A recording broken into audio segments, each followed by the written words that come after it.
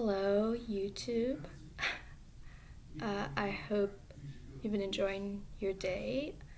Uh, Today was the end of the Deck Devastators tournament, and I got top 16 with Fairysworn, however you want to call it.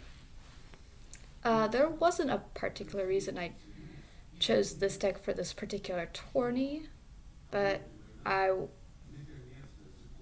I wanted to play it because I think it's pretty underplayed despite its strength. So just wanted to give this list a test, and it seemed to do all right. Though I do think I got some fortunate matchups, but I'll get into that later.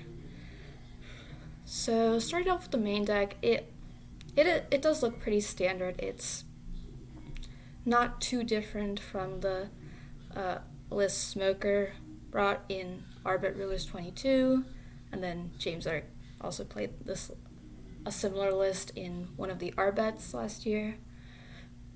But yeah, we've got the hamsters, the gold sarks, they're all in that deck.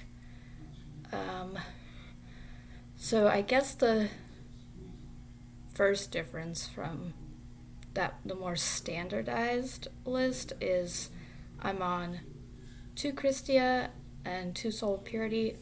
The original list had 3 and 3, and I just think that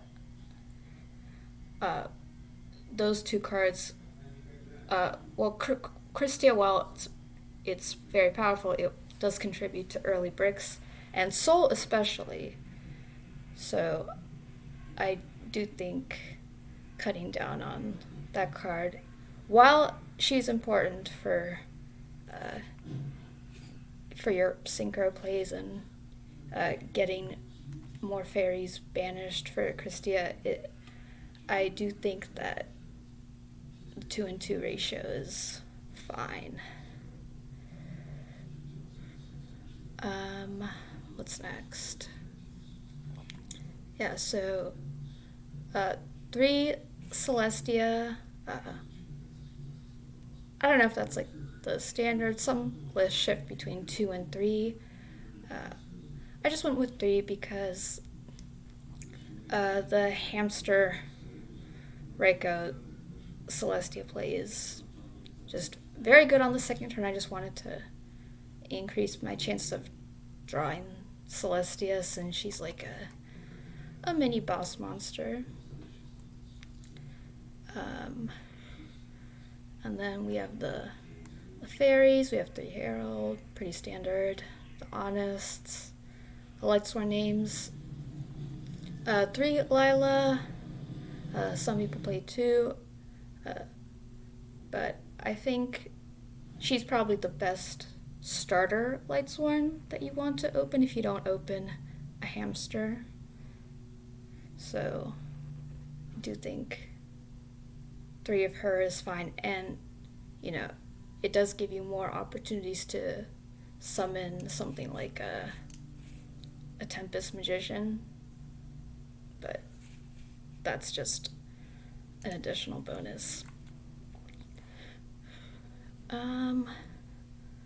So yeah, mostly standard, except this guy, or I guess it's a girl and a guy, but Gel Duo. This is the card I decided to tech for this tournament. So yeah, it can't be disturbed by battle, take any damage, destroy this card. So off the gate, it's pretty bad against Blackwings because Bora Armwings just destroy it. But it is nice because not only would it let you tribute to, or rather you can use it to tribute for Christia, but it also gets around Deck Devastation virus. So yeah, that was the theory behind trying it out. It was. It didn't really do much during this run. I'll have to admit, like the most it did was get Solemn Judgmented, which I guess sounds kind of funny, but yeah. As for whether this card is good, the jury is still out on that, so I can't say. And then we've got the spells. I am main decking Heavy Storm, which usually isn't mained in the Fairysworn deck, but I think it's, if you're cutting down on Christias and Souls, like, you do have the space for it, and it's Heavy Storm, so not much to say on that. 2 Gold Sarks. For a while, I was unsure about whether this card was worth it. It is slow, especially going second versus some decks, but the deck does need its green cards to open its best turn one hands. Because going first, if you have Gold Sark, then you have Charge, and then you have a Lightsworn or a Recharge, you really want to have this to search any of your boss monsters, and usually it's pretty tough for the opponent to win if you open with that. And it goes without saying, you can usually side it out against the more faster matchups like Blackwing and Bayou. Yeah. The 3 Recharge, obviously. 2 Beckoning, 1 Call, all standard, and then I decided to main deck 1 Compulse, and ×2, actually, I think he had a recent topping Fairysworn deck at an IRL tournament, and he had 1 Compulse in the main to outlay cards like Stardust, for example. So I thought, it's a very versatile card. Like, you could even, like, do stuff like summon JD, activate effect. If they have a removal, you can chain Compulse, bounce the JD back. And that, I think, that actually happened versus a frog player that I played. They chained a discard trap to the JD effect. I chained this, they had another discard trap, so I got them to take out 2 cards from their hand. So that was cool. And then another good instance was I played versus Dragon Turbo, and the opponent went Red Eyes into Prime Material. When I had a set Raikou, I chained Compulse on the Prime, so I was able to pop the red mint with Raikou, so that was cool. It definitely, I think it can catch some people off guard in the main deck, so was definitely satisfied with this card. So the extra deck, not too much to say. It's pretty standard Lightsworn Christie extra deck. Didn't really summon any of these except Brio, Goyo, and Stardust. I think each one time. So didn't really come up a whole lot. Now for the side deck, mostly one-offs because you really can't afford to take out too many cards from this deck without losing your consistency or engine pieces.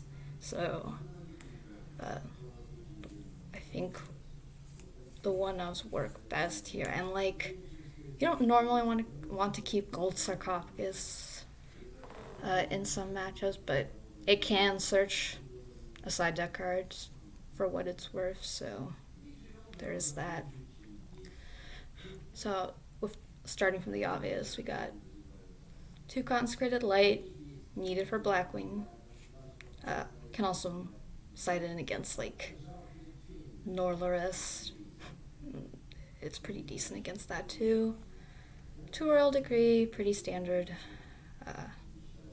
Blackwing, Bayou here beat. They all love traps. MST, it's MST. We have Breaker, which is a worse MST, but it can out a Light Mirror, gets around DDV. I didn't really side him in that much because I didn't play against many aggro decks. But yeah, it was there. Cyber Dragon for stuff like Here beat Machina. Didn't play against Machina at all. But I didn't really feel like I needed a second one. I wasn't really respecting Machina that much, I'll be honest. So I thought one was fine, and you can always just add it back with Beckoning Light. One Electric Virus. I guess this choice was definitely more of a meta call because the Disaster Dragon decks are quite popular in, I think, both online and in-person tournaments. It's a pretty popular deck, and it's a tough matchup, especially when they're playing 3 Dragos and have back row with it. So to try it out, it is another Beckoning Light target. So I did manage to do a nice lethal line against Dragon Turbo with it. So that was cool. Kaiku, similar to the lines of Breaker, it's dark, immune to deck dev. Yeah, so mainly have it in for Kaiku, not Bayou, and Frogs. And I guess you can bring it against Diva Hero for their Miracle Fusions. It was alright. Didn't really summon it that much. I did have it against a Frog player, and I did get direct hits, so it was okay. Cold Wave for the back row heavy decks, Lightning Vortex for any like Frogs, anything that plays Titan. I guess you could probably side in against anything that can make a board, and it just easily sets up your JD or Christia. Minecon for the Hamster Reiko decks. My Body as a Shield. It's pretty versatile. Getting your normal summon bottom list can be very game breaking going second, so that can help with that. It can also help play around Torrential, or someone else's Lightning Vortex.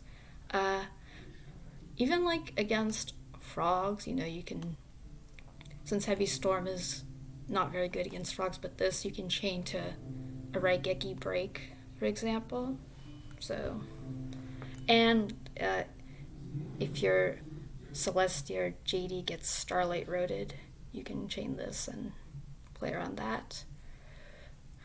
And then the last 2 cards, Torrential and Dust Shoot, mainly for Frogs, but you can also side against combo decks, Dragon Turbo, Zombies,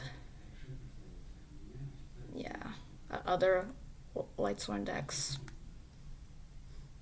Torrential just, it's a decent card, not much to say there. So for my matchups, I'm just gonna briefly go over them. I might make another video about talking about specific replays. So round 1, I played against Zombie Plants. I won that. Round 2 was against Vayu. I won that. That was the only Vayu player I played, actually, and I think they ended up topping, so good for them. Round 3, I played against some Flamville Cat nonsense, and uh, they kind of sacked me. Like, uh, uh, they had, I think at one point I heralded their hamster, then they mind conned my set hamster. And then another point, they rekindling for a fire dog and the magician. I had torrential, but then they normal summoned cat, so that was pretty annoying. I'm not sure, and they ended up doing pretty well. So I guess they must have sacked a bunch of people. uh, Round 4 played against Hero Frogs. I won that. Round 5 against Dragon Turbo. I won that too. I do not hate playing against Dragon Turbo with this deck. A lot of people do not like playing against it, but I think with this deck, you definitely have the upper hand, especially because the most popular Dragon Turbo is, which is the one Ghost Rider plays, does not mean deck Lightning Vortex, so if you get the Christie out, it's pretty much like an auto win game 1. Then of course you have the Heralds to interrupt their big red mid plays.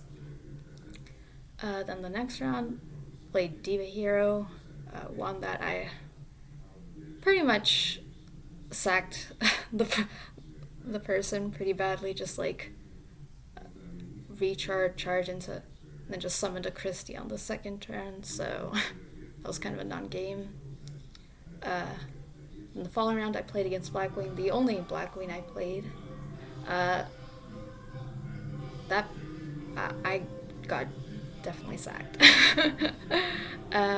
because they went like there was a point I had Consecrated Light and Royal Decree. They top decked MST, then they Icarused my stuff, then they went Whirlwind and Sirocco into like a level 8 and a Dark Arm, and it got pretty bad from there. But sometimes Blackwings just do things like that, and just have to accept it. And then the final round, I played against Hero Frogs, which I was pretty relieved at that because I was X2 at that point, so if I had to choose which of the top decks to play against, I would rather face Hero Frogs, and I ended up winning that. And then I made it to the top cut, but I lost immediately to Diva Zombies, which was best Yu-Gi-Oh player NA. He played pretty well. I think there were a few different things I could have done. I couldn't get Christie out, which is obviously like a big factor in that matchup, but there were a couple things I could have done differently, and he did at one point play around a Herald that I had in my hand, so props to him. And I think that's mostly what I wanted to say, so thank you for watching, and I may get around to posting my tournament replays, but probably not for a bit because I will be attending YCS Vegas next weekend for the Ultimate Time Wizard 3v3, so that should be fun. But yeah, thanks for watching, and I'll see you next time.